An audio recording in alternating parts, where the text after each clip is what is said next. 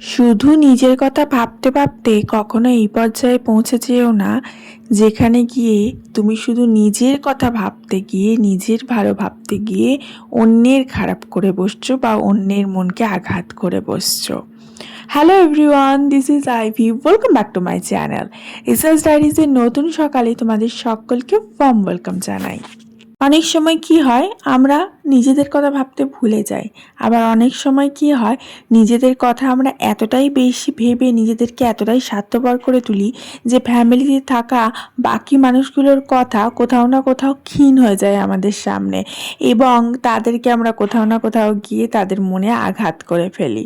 সুতরাং আমরা নিজেদের কথা অবশ্যই ভাববো, নিজেদের ভালোটা অবশ্যই ভাববো, কিন্তু সেটা দেখতে হবে যে আমার ভালোটা ভাবতে গিয়ে বা আমি নিজেকে একটুখানি ভালো রাখতে গিয়ে অন্যকে যাতে আঘাত না করি।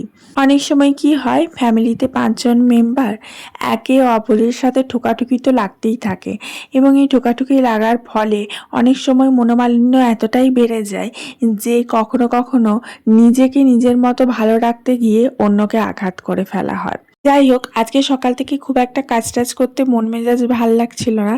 তার জন্য কি করেছি, সকাল থেকেই মেয়েকে পড়িয়েছি। মেয়ের শরীরটা খুব একটা ভালো ছিল না, ওকে স্কুল পাঠাইনি, এবং তারপরে হাতে যতটুকু সময় ছিল তার মধ্যে ভাবলাম যে কটা কাজ রয়েছে সে কটা একটু গুছিয়ে নিই।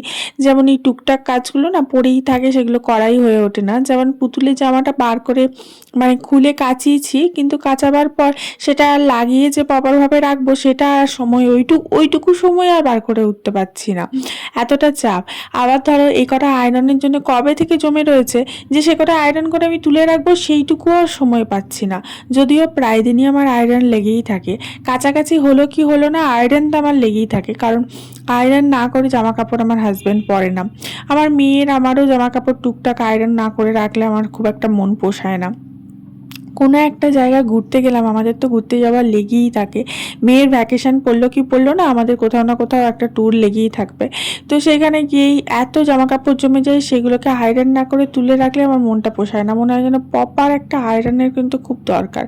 আমার এই জিনিসটা না প্রথম থেকেই আছে, যে এখন হয়েছে এরকম কোনো ব্যাপার নয়। আমি বিয়ের আগে যখন আমি অনেকটা ছোট, তখন আমি আমার বাবার জামা, আমার মায়ের জামা, আমার ভাইয়ের জামা সব আয়রন করতাম আমি একা। এবং সেই যে অভ্যেসটা রয়েছে সেটা আবার এখনও চলছে, কন্টিনিউ চলছে। মানুষের হয় না অভ্যেসের দাস। তুমি তোমার জীবনকে কি করবে সেটা তোমাকে অভ্যেস করে নিতে হবে। তুমি যদি অভ্যেস করে নাও তাহলে সেটা তোমার কাছে ইজি হয়ে যাবে। অনেকে দেখেছি করে না, আয়রন না করেই সেই জামা কাপড় পরে বেরিয়ে পড়লো, তার কাছে সেটা কোনো ব্যাপার নয়। আবার অনেকে আছে আয়রন না করে সেই জিনিসটা সে পরবেই না। এবার সেটা ডিপেন্ড করছে মানুষকে কীরকমভাবে নেবে। অনেকে আছে প্রতিদিন আয়রন করা একদম ফিটফাট জামা কাপড় পরে অফিস যেতে পছন্দ করে, তাকে দেখেই একটু অন্যরকম লাগে। কিন্তু অনেকে আছে ওই যা আছে একদিনেরটাই 10 দিন পরে নিল, এইভাবেই চালিয়ে দিল, এরকমও অনেকজন আছে। তবে দেখবে একটা যে ফিটফাট হয়ে প্রতিদিন একটা আয়রন করা ভালো জামা কাপড় পরে একদম স্টাইলিশ হয়ে রেডি হয়ে অফিস যাচ্ছে, তাকে দেখে একটা আলাদাই কিন্তু ভক্তি আসবে। যাই হোক, এগুলো আমার অবশ্য চিন্তাধারা, আমার যেটা মনে হয় সেটা আমি শেয়ার করলাম। এখানে আমার মেয়ের জামাটা একটু আয়রন করে নিচ্ছি, কারণ মেয়ের এই জামা টামাগুলো না একটুখানি হালকা পাতলা আয়রন না করে নিলে হয় না। কারণ আমার মেয়ের জন্য আমি চেষ্টা করি সবসময় কটন বেসড জামা কাপড় কিনতে।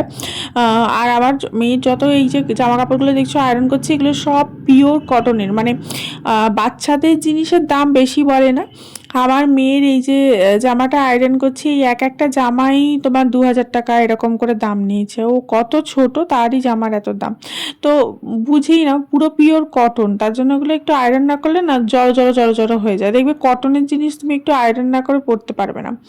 যদি তোমার কটন ব্লেন্ড হয় বা ধরো একটুখানি গেঞ্জি কাপড় হলো, সেগুলো তোমার আয়রন না করলেও চলে। আবার কারো কারো এত ফোবিয়া থাকে সেগুলোও আবার আয়রন করে। যাই হোক, আমি গেঞ্জি কাপড়গুলো খুব একটা আয়রন করি না, কিন্তু তার মধ্যে যেগুলো বাইরে পরার সেগুলো একটু চেষ্টা করি ঠিকঠাক করে নিতে। আয়রন যারা করতে সময় পায় না তাদের জন্য একটা শর্টকাট প্রসিডিওর বলে দিই, যেটা আমার ঠাকুমা খুব ফলো করে।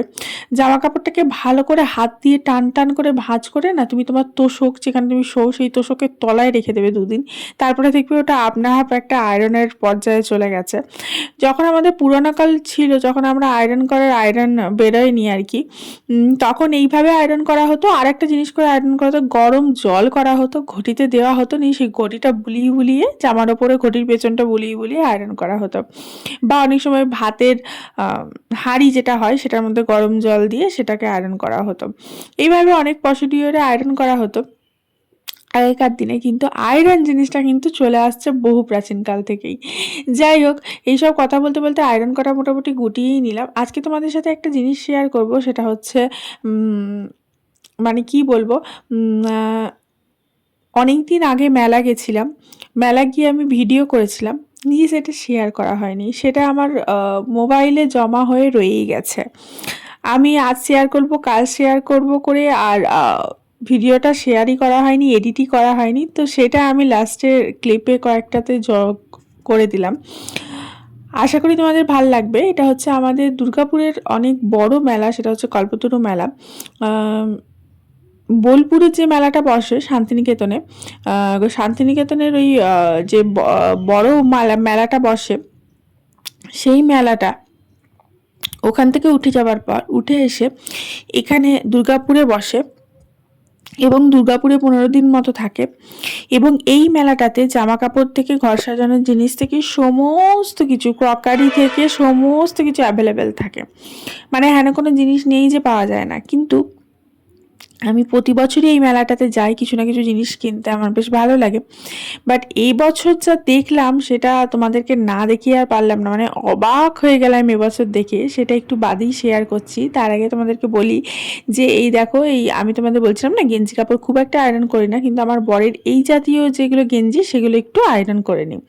আজকে লাঞ্চের মেনুতে ছিল ফ্রায়েড রাইস। ফ্রায়েড রাইসটা আমার মা পাঠিয়েছিল, আমি মাইক্রোওয়েভে হালকা গরম করে নিলাম। এত সুন্দর মাইক্রোওয়েভে গরম হয় না কি বলবো, না একটু লাগলো না একটু পুড়লো। গ্যাসে গরম করলে এদিকে পুড়ে যায় ওদিকে লেগে যায়, আবার জল গরম করলে সঠিক গরম হয় না। কিন্তু মাইক্রোওয়েভে এত প্রপার গরম হয় কি বলবো। তার সাথে আমাদের হয়েছিল চিকেনটা আমরাই করেছিলাম, চিকেন কষা একটুখানি ঝোল ঝোল মতো, কারি বলতে পারো, খুব একটা কষা ছিল না, কারি বলতে পারো, চিকেন কারি। আর ছিল চাটনি। এই দিয়ে লাঞ্চের মেনুটা সারলাম।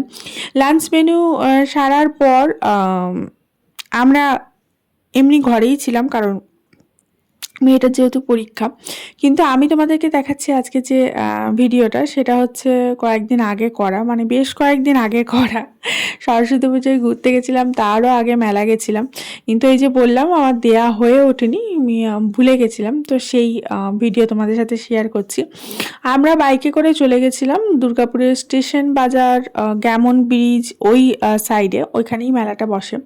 এবং সেখানে মেলাতে আলাদা করে বইমেলা আসে, এমনি মেলা আসে, এবং সমস্ত জায়গা ঘুরে দেখার জন্য বেশ খানিকটা সময়ও লাগে।